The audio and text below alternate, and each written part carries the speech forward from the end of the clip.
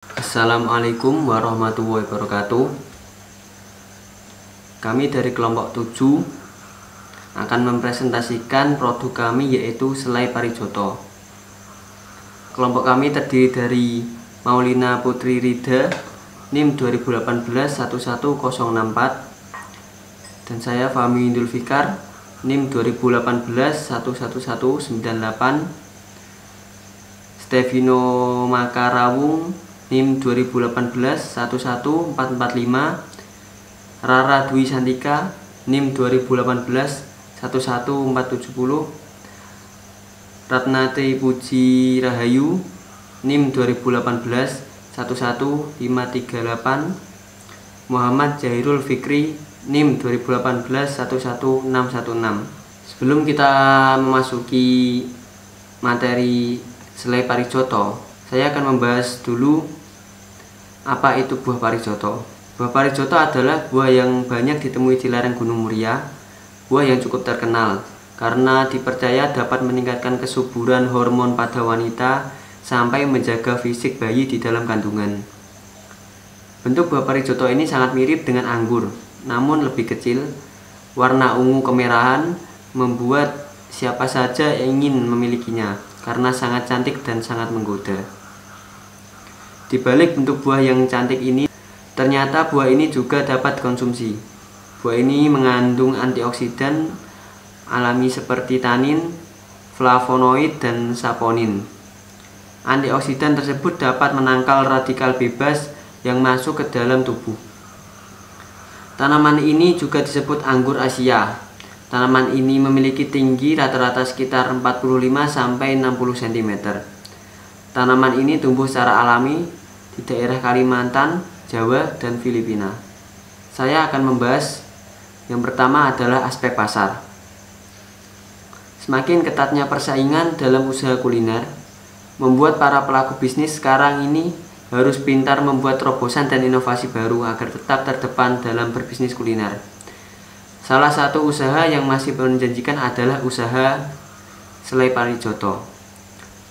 Selai parijoto adalah selai yang terbuat dari buah parijoto yang memiliki rasa masam dan sepat. Besarnya minat konsumen untuk membeli buah parijoto yang penuh dengan khasiat, terutama untuk ibu hamil.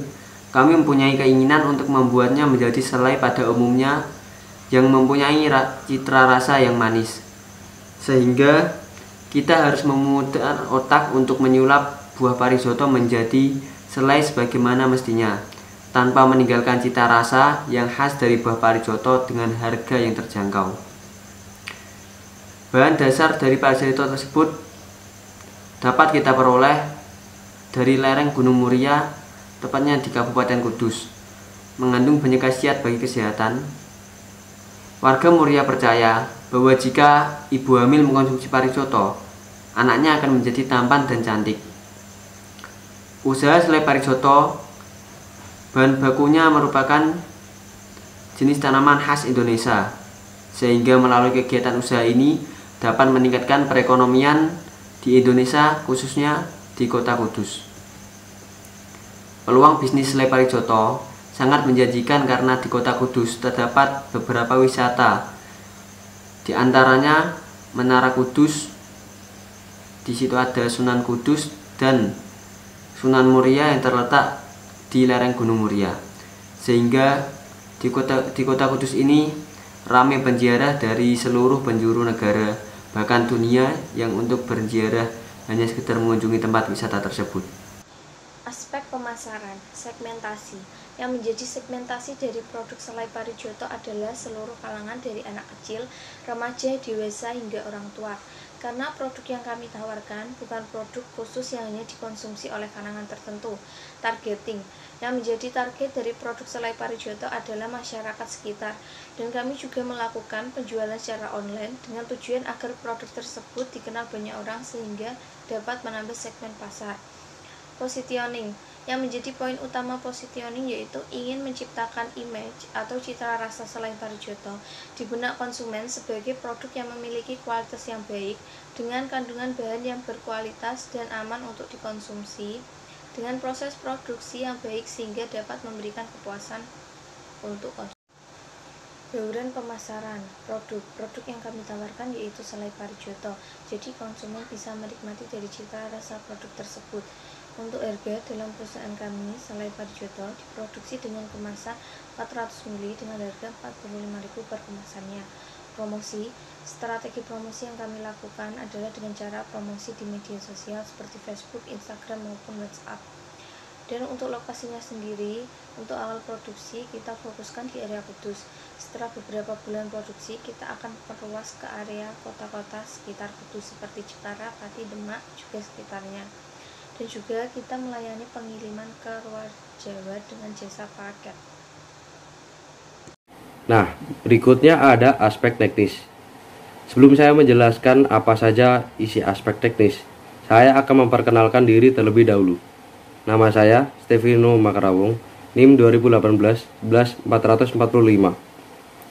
Yang pertama di aspek teknis yaitu ada lokasi. Untuk target outlet selai parijoto ini berada di Kabupaten Kudus. Pemilihan outlet didasarkan pada yang pertama ada luasnya wilayah, yang kedua dekat dengan bahan baku, yang ketiga ada kemudahan akses transportasi, yang keempat letak pasar yang dituju. Nah, dari dasar di atas, pemilihan outlet yang paling tepat kita akan memilih di Jalan Bakti yang berada di Kabupaten Kudus, Jawa Tengah. Yang berikutnya ada luas produksi.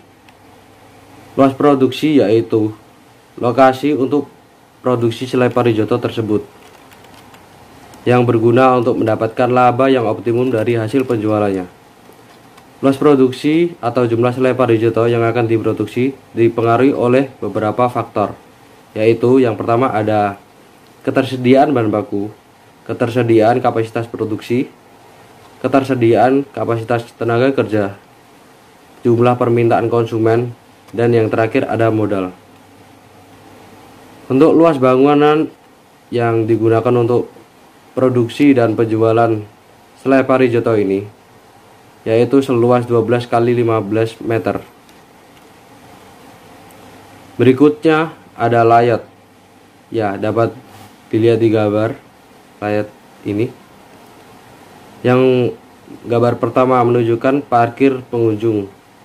Yang kedua ada toko atau outlet. Yang ketiga untuk ruang pengemasan. Ruang keempat untuk parkir karyawan. Yang kelima ada ruang pengolahan selai. Yang keenam ada kamar mandi. Yang ketujuh ruang drop off buah atau penyimpanan buah parijoto tersebut. Nah, begitu penjelasan dari saya untuk aspek teknis. Berikutnya ada aspek manajemen yang dijelaskan teman saya yaitu Mbak Rara. Aspek manajemen. Dalam usaha pembuatan selai parijoto, aspek manajemen digunakan untuk mengetahui perencanaan kegiatan dan pelaksanaan sehingga usaha selai parijoto dapat dinyatakan layak atau tidak layak. Usaha selai parijoto juga akan merekrut pegawai baru yang memiliki kriteria sopan, jujur, pekerja keras, bertanggung jawab, dan memiliki loyalitas yang tinggi. Pemimpin bertanggung jawab untuk mengawasi dan menilai hasil kegiatan operasional. Pemimpin juga dapat merekrut atau menyeleksi calon pegawai baru yang akan bergabung di usaha selai parijoto. Sekretaris bertanggung jawab untuk keuangan perusahaan dan melakukan pencatatan rincian keuangan bagi usaha selai parijoto ini. Produksi mempunyai tanggung jawab untuk menyiapkan bahan dan peralatan produksi serta mengawasi proses berjalannya produksi selai parijoto.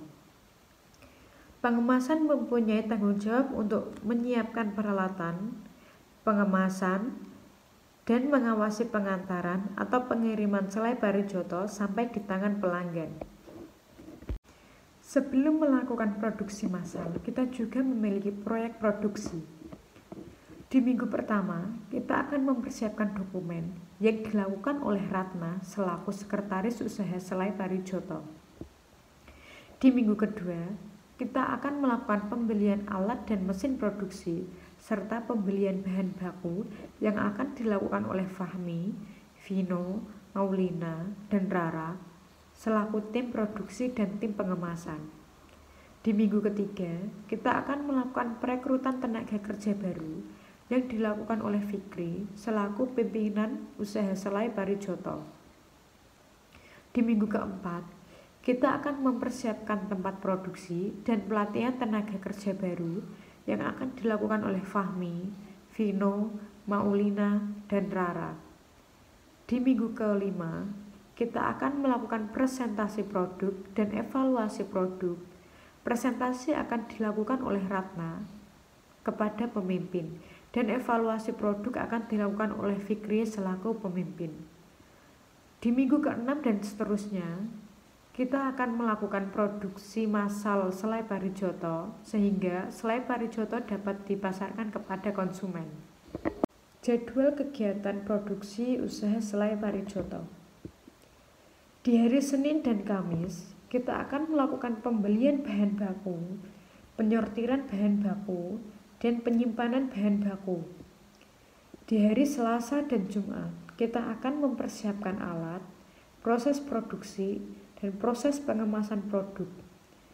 Di hari Rabu dan Sabtu, kita akan open outlet, dan kita akan memulai penjualan produk kepada konsumen, dan kita juga menyediakan sistem delivery produk atau sistem COD. Di hari Rabu dan Sabtu, kita juga akan melakukan perhitungan pendapatan dan pengeluaran selama usaha selai parijoto berlangsung. Jadi dalam usaha pembuatan selai parijoto ini, produk selai parijoto hanya akan dipasarkan pada hari Rabu dan Sabtu saja. Untuk personalia dan logistik, saya akan memberikan gambaran biaya pengeluaran yang akan dikeluarkan oleh usaha selai parijoto ini. Biaya pemasaran per tahun adalah 1.200.000. Upah 4 karyawan per tahun adalah 60 juta. Biaya listrik per tahun adalah 960.000. Biaya telepon per tahun adalah 1.800.000. Biaya sewa kios adalah 6 juta per tahun. Biaya lain-lain adalah 2.880.000. Sehingga usaha selai parijoto mengeluarkan biaya per tahun sebanyak 72.840.000. Nah, itu tadi adalah aspek manajemen untuk usaha selai parijoto. Assalamualaikum warahmatullahi wabarakatuh. Saya Ratna Tripuji Rahayu. Di sini akan menyampaikan mengenai aspek keuangan dalam perusahaan kami, yaitu perusahaan produksi selai parijoto. Nah, dalam sebuah organisasi, manajer keuangan bertanggung jawab atas pengelolaan dana perusahaan tersebut. Nah, di sini saya akan jelaskan 3 hal, yaitu kebutuhan dana, yang kedua adalah sumber dana, dan yang ketiga adalah metode penilaian investasi. Dalam kebutuhan dana, perusahaan selai parijoto akan memerlukan biaya investasi awal sebesar Rp163.720.500. Biaya ini dihitung dari penjumlahan antara biaya tetap dan biaya variabel. Langsung saja bisa dilihat dengan biaya tetap yang terdiri dari biaya peralatan yang akan kami gunakan. Total dari biaya peralatan itu sendiri adalah sebesar Rp4.480.500. Nah, yang kedua merupakan biaya variabel yang terdiri dari biaya bahan baku dengan total untuk satu kali produksinya sekitar Rp612.000.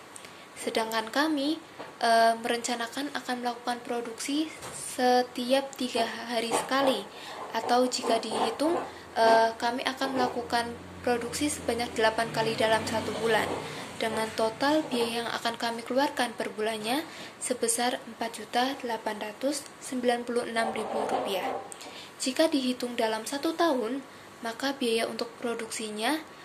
mencapai Rp58.752.000.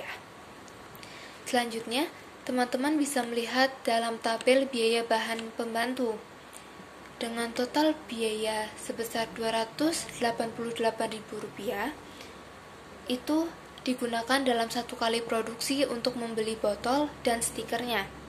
Sedangkan dalam 1 bulan, kira-kira kami akan menggelontorkan dana sekitar Rp2.304.000, dan jika diakumulasi dalam waktu 1 tahun, maka untuk biaya bahan pembantu akan memakan biaya sebanyak Rp27.648.000. Lalu selanjutnya ada biaya operasional lainnya yang terdiri dari biaya pemasaran, biaya gaji dan upah karyawan, biaya listrik, biaya telepon dan air, sewa kios, dan biaya lainnya.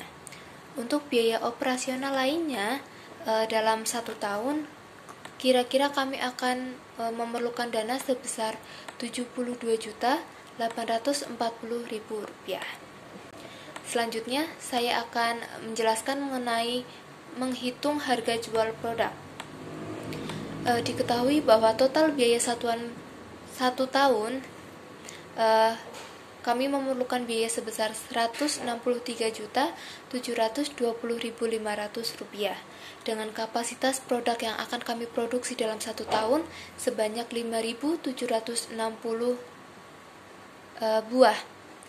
Dan kami menargetkan biaya biaya perkemasannya sebesar Rp28.500. Nah, kami di sini menargetkan keuntungan sebesar Rp16.500, sehingga harga jual produk perkemasannya menjadi Rp45.000. Lalu di sini ada titik impas produk, di mana total biaya 1 tahunnya yaitu Rp163.720.500 dan harga jual per produknya adalah Rp45.000. Sehingga titik impas produksi di mana perusahaan kami tidak mengalami untung maupun rugi yaitu sebanyak 3.639 buah selai. Nah, di sini teman-teman bisa melihat ada tabel depresiasi di mana untuk depresiasi peralatan kami selama 1 tahunnya akan menyusut sebesar Rp896.000. Nah, lalu jika dihitung dengan biaya pendapatan, maka jumlah pendapatan kami setiap tahun sebesar Rp259.200.000.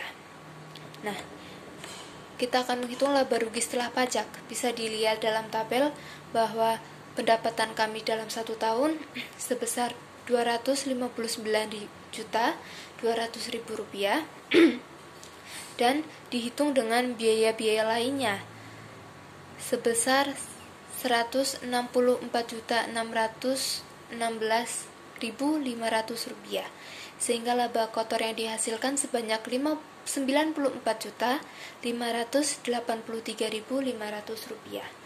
Dan jika pajak dihitung sebesar 15%, maka kami akan dikenakan pajak sebesar Rp14.187.525.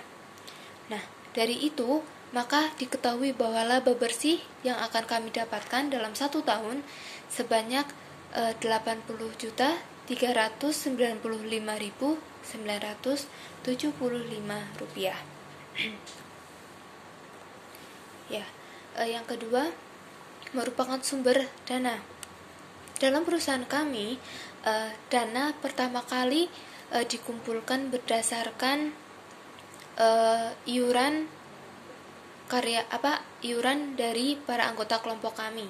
Nah, seterusnya modal akan diambil dari kas, yang diambil dari laba ditahan untuk pengembangan produk.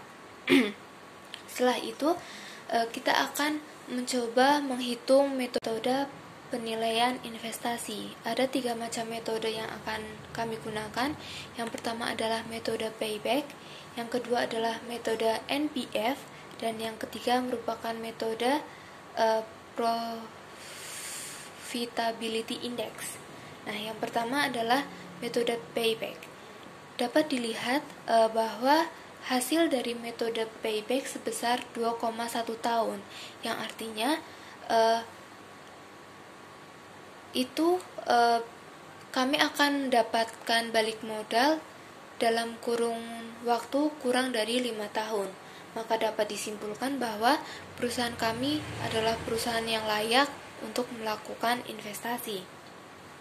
Yang kedua merupakan metode NPF, di mana hasil dari metode NPF tersebut dinyatakan bahwa perusahaan kami bernilai positif sebesar Rp153.338.559, sehingga dapat disimpulkan kembali bahwa perusahaan kami Selai Parijoto itu layak untuk melakukan investasi. Dan yang ketiga merupakan metode Profitability Index, di mana nilai PI itu lebih besar dari 1, yaitu sebesar 1,936. Nah, dari hasil tersebut maka dapat dipastikan bahwa perusahaan kami layak untuk melakukan investasi. Terima kasih. Saya Muhammad Lirul Fikri akan menjelaskan tentang aspek lingkungan. Aspek lingkungan yaitu manfaat ekonomi, manfaat ekonomi dan sosial budaya. Manfaatnya adalah sangat membantu membuka lapangan pekerjaan untuk masyarakat sekitar. Yang kedua, untuk membantu petani parijoto dalam penjualan parijoto. Yang ketiga, mengurangi jumlah parijoto yang belum diolah di pasar. Yang keempat, meningkatkan ekonomi petani parijoto. Dan yang terakhir, melestarikan buah asli lereng Gunung Muria. Yang kedua, penanganan limbah. Limbah yang dihasilkan dari pengolahan parijoto ini cukup sedikit dan tidak mencemari lingkungan, sehingga sangat mudah dalam penanganannya seperti dikubur atau dibakar. Hasil limbah selai parijoto yaitu daun kering dan ampas buah parijoto. Risiko dalam usaha ini adalah selai tidak tahan lama karena tidak menggunakan pengawet. Yang kedua, pemasarannya belum sampai luas. Dan yang terakhir, masyarakat belum banyak yang mengetahui tentang selai parijoto ini. Aspek yuridis. Dalam menilai kelayakan bisnis, aspek yuridis atau hukum menjadi bagian yang tidak bisa diabaikan. Analisis terhadap aspek yuridis ini sangat penting sebelum suatu usaha dijalankan. Semua prosedur yang berkaitan dengan perizinan atau persyaratan lain harus terlebih dahulu dipenuhi. Dokumen yang perlu diteliti adalah tentang keabsahan, kesempurnaan, dan keasliannya meliputi badan hukum perizinan, legalitas, tanah maupun dokumen pendukung lainnya. Bentuk perusahaan selai parijoto ini masih terbilang kecil karena bentuk usahanya masih rumahan atau UMKM. Untuk sekarang ini, usaha pengolahan selai parijoto ini masih sangat sedikit. Untuk wilayah Kudus, hanya desa-desa di lereng Muria yang menjalankan usaha ini, itu pun masih sedikit yang menjalankannya.